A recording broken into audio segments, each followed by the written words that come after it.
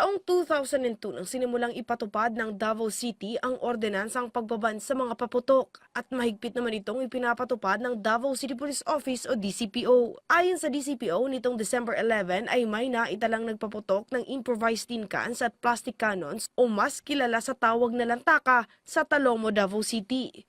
Isinuko naman kaagad ng ina ng menor de edad na responsable dahil alam niyang iligal ang ginawa nito. Yes, ang pagsugat nato sa Pasko, ma'am, no, for year 2025 na nahimo din na peaceful, walay mga na-encounter na problema, ma'am, walay recorded incident. Matapos ang insidente ay mas mahigpit pang ipinapatupad ng kapulisan ang nasabing ordinansa.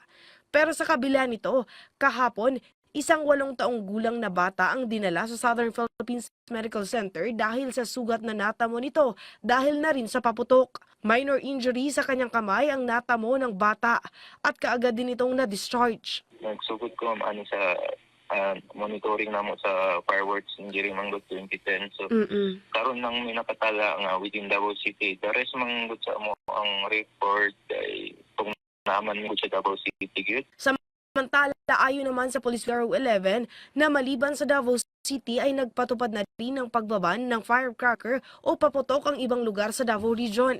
Kabilang ang Davao Oriental, nagpatupad na ng total ban sa Lupon, San Isidro at Tarragona. Habang sa Panabo, Duhali, San Isidro at Santo Tomas naman sa Davao del Norte. Sa Davao de Oro, ban na rin ang mga paputok sa Laak. Sa Davao Occidental, nagpatupad din ang Don Marcelino, Jose Abad Santos at Sarangani. So ubay-ubay nang nisunod.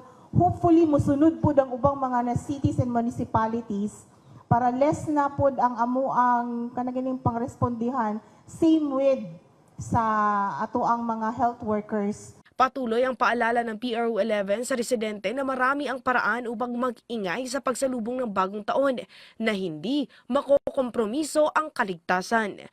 Mula sa PTV Davao, Regine Lanuza para sa Pambansang TV sa Bagong Pilipinas.